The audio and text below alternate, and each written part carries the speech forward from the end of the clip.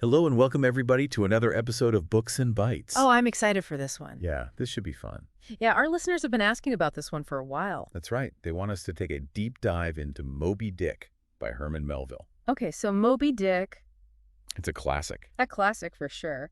But it can be a little intimidating. yeah, a lot of people think it's just a book about whaling. Right, just a big adventure story. But it's so much more than that. Oh yeah, way more. I mean, we're talking about obsession, Revenge. fate, Free will. the relationship between humanity and nature. Melville throws it all in there. And it all plays out on this whaling ship, The Queequeg. right? With this incredible cast of characters. From all over the world. Yeah, it's like a microcosm of humanity. Sailing across this vast ocean. Okay, so before we get too far into the story, Let's lay out those themes you mentioned. Yeah, those are really the keys to unlocking the whole book. Right, they're like the currents that run beneath the surface of the narrative.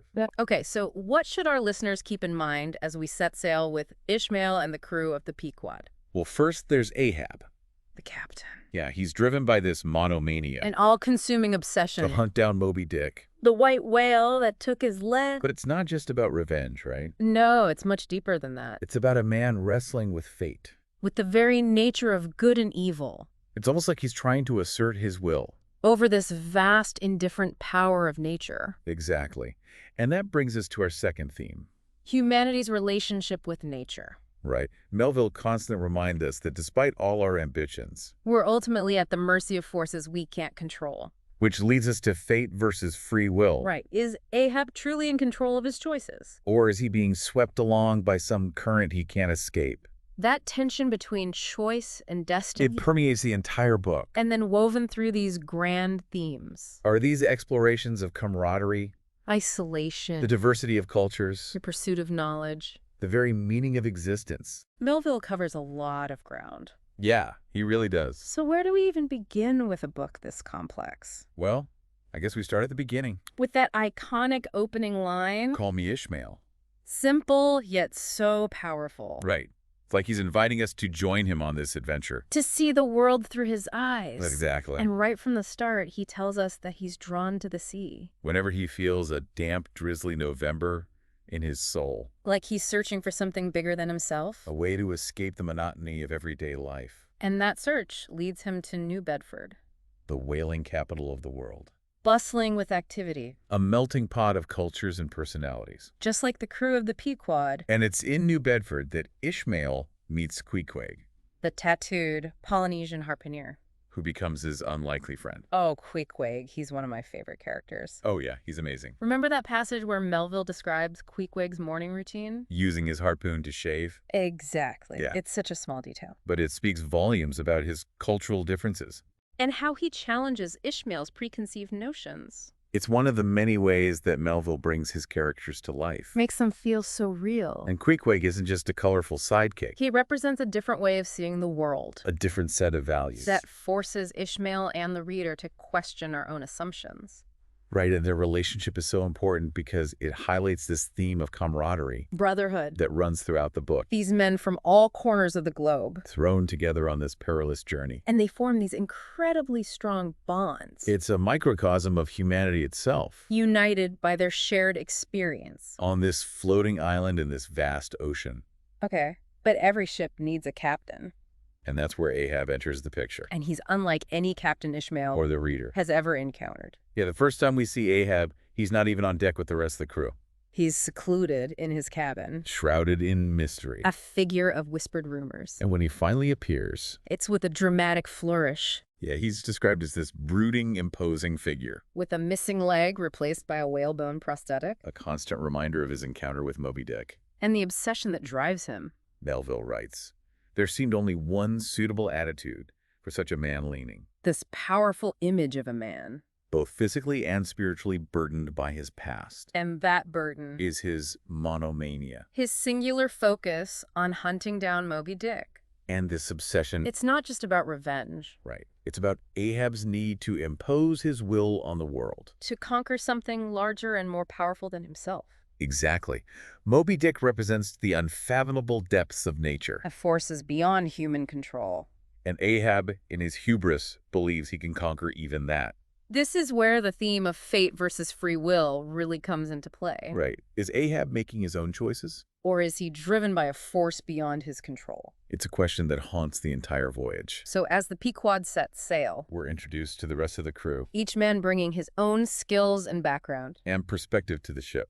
Melville meticulously details the hierarchy and roles on board, From the experienced mates, like Starbuck and Stubb, to the harpooneers like Queequeg and Tashtego. to the ordinary seaman, It's like he's creating a microcosm of society itself. with all its complexities and contradictions. Speaking of contradictions, Ahab's obsession starts to affect the entire crew. he offers a gold doubloon as a reward, To the first man who spots Moby-Dick. fueling their greed and ambition. It's a brilliant move by Melville. That gold doubloon becomes a symbol of Ahab's power. The way he manipulates those around him to achieve his own goals. It's also a reminder of the seductive nature of wealth. How it can blind people to the dangers that lie ahead. And so the chase begins. A relentless pursuit that will test the limits of human endurance. And sanity. But before we get swept up in the hunt, I want to ask you about those incredible descriptions of whaling that Melville weaves throughout the narrative. it's like he wants to immerse us in every detail of this world. From the anatomy of the whale to the tools and techniques used to hunt them, Those passages are crucial to understanding the novel's larger themes. Melville doesn't shy away from the brutality of whaling, He describes the blood, the gore. the sheer violence of this industry, He even includes chapters that read like scientific treatises, full of facts about different types of whales. their habits and behaviors. It's all part of his strategy to elevate the whale From a mere monster, to a creature of intelligence and majesty, he wants us to see them as more than just prey. to recognize their place in this intricate web of life. It's almost like he's challenging the very notion of humanity's dominance over nature. Exactly. And that challenge becomes even more pronounced as the Pequod sails further and further, Into this vast expanse of the Pacific. where they'll encounter not only whales, But storms, other ships. and the depths of their own souls. That's where the real journey begins. Yeah, the adventure is just getting started. We'll be back after a short break to continue our deep dive into Moby-Dick. Welcome back. We left off with the Pequod sailing deeper and deeper into whale territory. Yeah, and Ahab's obsession is just growing stronger with every nautical mile. It's almost like the ship itself is being pulled along by this invisible force. Right, Ahab's will is like a current driving them onward. But even with all the focus on Ahab and Moby-Dick, Melville doesn't forget about the rest of the crew. right, he gives us these little glimpses into their lives. Their camaraderie, their fears, their hopes. Makes them feel so human. Yeah, like real people. Remember that scene with the sailors from all the different countries? Singing and dancing on deck. It's such a fun little moment. It's a reminder that even in the face of danger and obsession, There's still room for joy. for human connection. Yeah, but those moments are fleeting. The shadow of Ahab's monomania. It hangs over everything. Right, and as the voyage goes on, We hear more and more about Moby-Dick, from other sailors, they tell these stories. about his size, his power, It's almost like he's a legend. a myth, He becomes this symbol of the untamed power of nature. the mystery and danger of the ocean. And the rumors about him? They just keep getting wilder and wilder.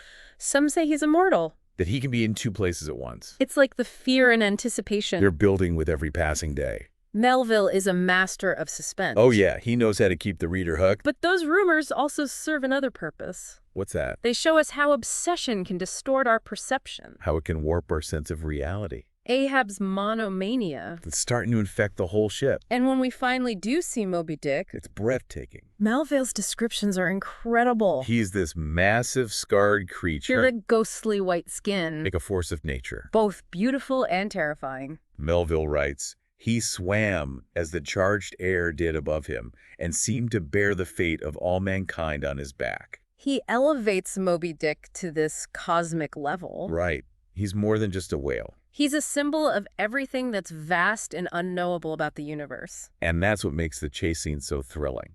It's not just a hunt.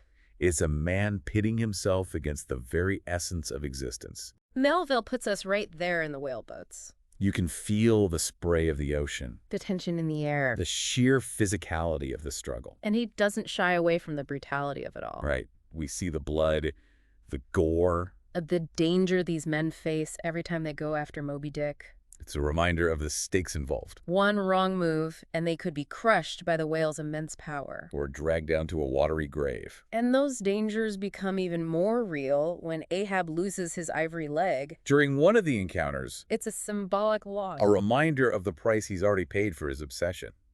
But it only seems to make him more determined. Yeah, he becomes even more reckless. More willing to risk everything to achieve his goal. His monomania has completely twisted his perception of reality, He starts seeing omens and signs everywhere. interpreting everything as a message from fate. A confirmation of his destiny. Remember when he smashes his quadrant? The instrument he uses to navigate. It's like he's rejecting reason and logic. Choosing to follow the compass of his obsession. And his obsession starts to take a toll on the crew. They're exhausted, terrified. And starting to question Ahab's sanity. Remember when Queequeg falls ill? Yeah, he thinks he's gonna die. He even has the carpenter build him a coffin.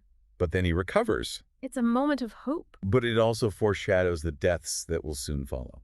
Melville is reminding us that death is always present on this voyage. Hovering over every decision they make. And then there's Fadala. The mysterious Parsi harpooner. He's like a shadow, always lurking in the background. Yeah, a reminder of the darker forces at play. He adds this element of mysticism to the story. Of fatalism. And then you have Starbuck. The first mate. He represents reason and caution. He sees the danger of Ahab's obsession. But he's powerless to stop it. He tries to reason with Ahab. To remind him of his responsibility to the crew. But Ahab won't listen. Their conflict highlights the central tension in the novel. The struggle between reason and passion. Between duty and obsession. And as the chase intensifies, that struggle reaches a breaking point. the tension builds and builds. Until we reach those final 3 days of the chase. Where the Pequod and its crew face their ultimate destiny.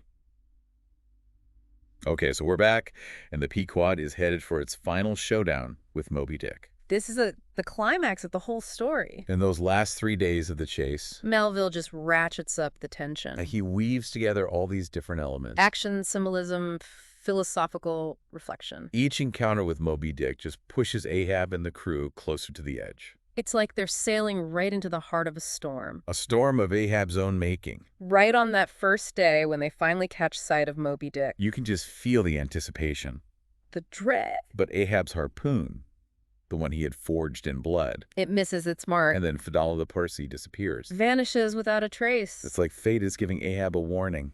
A little taste of what's to come. But Ahab doesn't heed the warning. No, he becomes even more determined. And then on the second day, Moby-Dick attacks the Pequod. smashes one of the whaleboats. Then Ahab. He lashes himself to the mast. He vows to stay on deck until Moby-Dick is dead.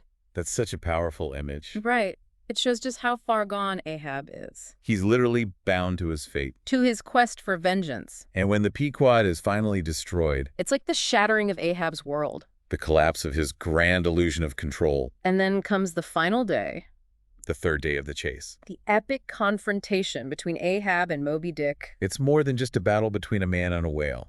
It's a clash between human ambition and the power of nature. Ahab throws everything he has at Moby-Dick. But the white whale's just too strong. He's like this unstoppable force. And Ahab, in his hubris, is finally destroyed. Dragged down with his ship. Still clutching his harpoon. A tragic end. But also a fitting one.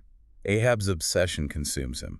Just as Moby-Dick consumed the Pequod. Melville doesn't let us forget the destructive power of hatred. An obsession. It's a warning that's still relevant today. But amidst all this destruction, There's one survivor, Ishmael, clinging to Queequeg's coffin. adrift on this vast ocean, A tiny speck of humanity. in the face of this immense indifferent power. It's a haunting ending. That leaves us with a lot of questions. What was it all for? What did Ahab's obsession ultimately achieve? Melville doesn't give us any easy answers. He leaves us to grapple with the big questions. The nature of good and evil, the struggle between fate and free will. The limits of human knowledge and ambition. So as we come to the end of our deep dive into Moby-Dick, What are your final thoughts? what resonates with you the most about this book? The adventure, the philosophy, the language. It's a book that stays with you long after you finish reading it. It makes you think about the world in a whole new way. And we hope this deep dive has given you a new appreciation for this classic novel. If you haven't read it yet, we highly recommend it. And if you have read it, maybe it's time for a reread. You might be surprised at what you discover. And be sure to share your thoughts with us on social media. We're at Books and Bytes on all the platforms. Until next time.